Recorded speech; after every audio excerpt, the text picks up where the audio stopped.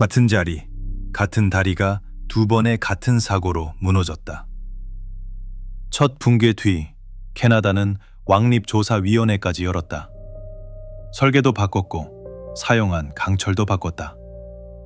그런데 두 번째 다리는 완성 직전 5,000톤짜리 중앙 구간이 통째로 강으로 떨어졌다. 두 번의 붕괴로 총 89명이 죽었다. 왜 다리가 무너졌을까? 그것도 두 번이나. 19세기 말 캐나다 퀘벡시는 철도 때문에 고민하고 있었다. 도시와 강 건너 남쪽 철도망 사이에는 세인트 로렌스 강이 가로놓여 있었다.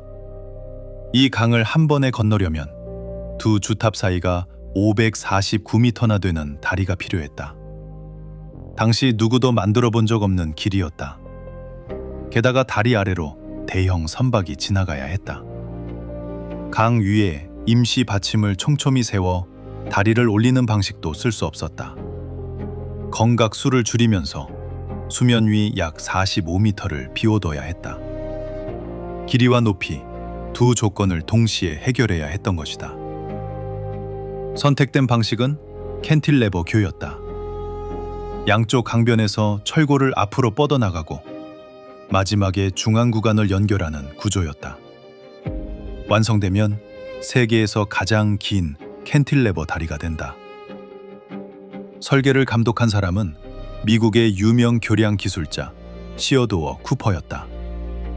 그는 수십 년 경력의 베테랑이었다. 하지만 공사가 진행되며 다리는 처음 계획보다 더 길어졌다. 구조물의 실제 무게도 초기 계산보다 무거워졌다. 다리가 무거워지면 철골이 받는 압력도 커진다. 그런데 계산에 그 사실이 충분히 반영되지 않았다. 왕립조사위원회는 나중에 이 부분을 중대한 오류라고 표현했다. 문제가 된 하부 부재가 버텼더라도 실제 하중은 허용치를 넘어 완성된 다리 자체를 폐기해야 할 정도였다고 판단했다. 특히 주탑 부근의 하부 압축재가 문제였다. 이 부재는 다리의 무게에 눌리면서도 형태를 유지해야 했다. 조금이라도 옆으로 휘기 시작하면 압력은 더 한쪽으로 몰리고 변형은 급격히 커진다. 하지만 하자는 그대로 유지된다. 1907년 여름, 현장 노동자와 검사관들은 철제가 이상하게 휘어있는 것을 발견했다. 처음에는 제작 과정에서 생긴 흔적일 수 있다고 생각했다.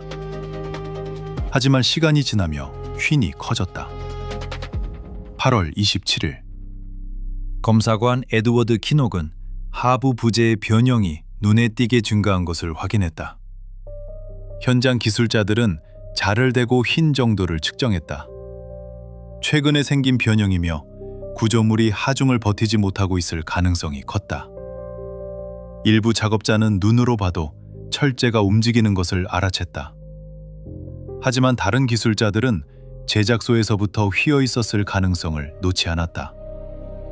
계산상 아직 최대 하중에 훨씬 미쳤다는 믿음이 눈앞에서 커지는 변형보다 강했던 것이다.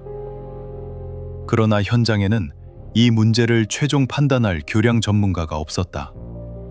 총 책임자 쿠퍼는 수백 킬로미터 떨어진 뉴욕 사무실에 있었다. 보고서를 들고 한 기술자가 뉴욕으로 출발했다. 그동안 현장에서는 작업이 계속됐다.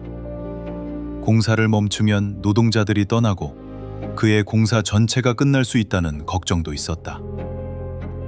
8월 29일 오전, 보고를 들은 쿠퍼는 더 이상 다리의 하중을 추가하지 말라는 전보를 보냈다. 그런데 전보는 퀘벡 현장이 아니라 미국 펜실베이니아의 시공사 본사로 향했다.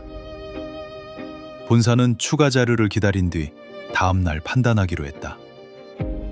작업 중지 명령은 현장에 전달되지 않았다. 쿠퍼는 현장에서 이미 작업이 멈춘 줄 알고 있었다. 현장은 본사에서 곧 결론을 내려줄 것이라 생각했다. 서로가 다른 누군가가 멈출 것이라 믿는 동안 다리 위에는 사람이 남아 있었다. 그 결정을 내린 거의 같은 시각, 다리 위에서는 노동자들이 작업을 계속하고 있었다. 오후 5시 37분. 남쪽 하부 철골이 먼저 찌그러졌다.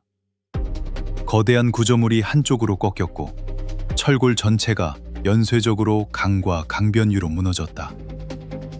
붕괴에는 15초도 걸리지 않았다. 현장에 있던 노동자 가운데 76명이 목숨을 잃었다. 그중 33명은 카나와케 공동체에서 온 모호크 철공들이었다. 당시 다리 위에서 일하던 86명 가운데 살아남은 사람은 11명뿐이었다.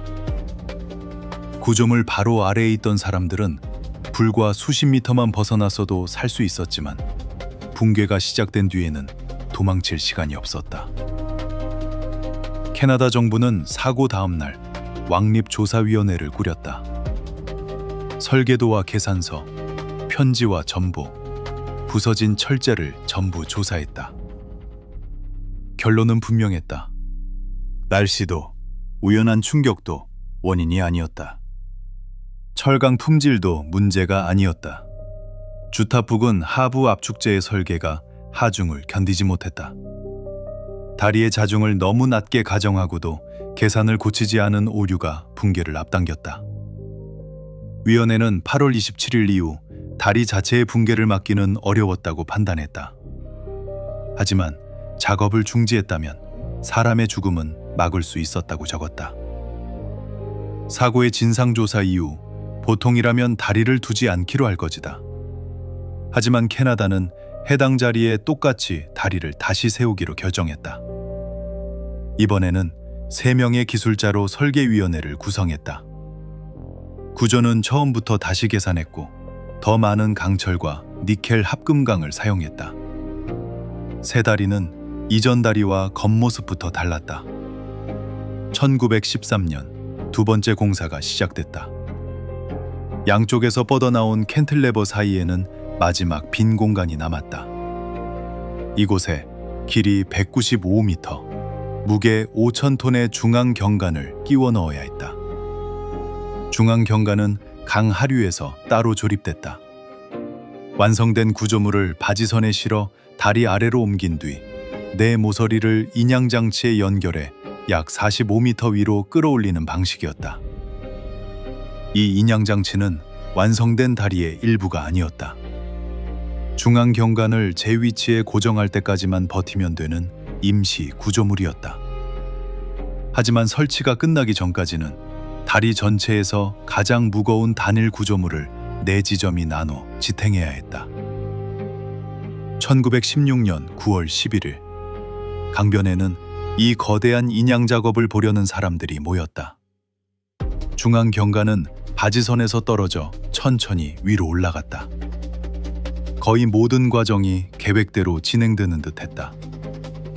그때 한쪽 모서리가 갑자기 내려앉았다. 5,000톤 구조물을 임시로 지탱하던 인양장치의 주물받침 하나가 파손된 것이다. 하중이 한쪽으로 쏠렸다. 중앙 경관은 기울고 비틀리더니 잠시 뒤 통째로 세인트 로렌스 강으로 떨어졌다. 13명이 죽고 14명 이상이 다쳤다. 세 다리의 본체 설계가 무너진 것은 아니었다. 조사 결과 파손은 4지점 가운데 한 곳에 주물받침에서 시작된 것으로 결론났다. 받침이 파손되자 그 모서리의 하중을 더는 받을 수 없었고 나머지 3지점만으로는 기울어진 중앙 경관을 붙잡을 수 없었다. 강으로 떨어진 첫 번째 중앙 경관은 인양되지 못했다. 지금도 세인트 로렌스 강 바닥에 남아있다. 1917년 9월 20일 3번의 시도 끝에 다리가 완공됐다. 한 달 뒤에는 승객 400명을 태운 첫 열차가 다리를 건넜다. 그 다리는 지금도 같은 자리에 서 있다. 두 주탑 사이 549m. 완공된 지 한 세기가 넘었지만 여전히 세계에서 가장 긴 캔틸레버 철도교다. 100명이 넘는 죽음으로 만들어진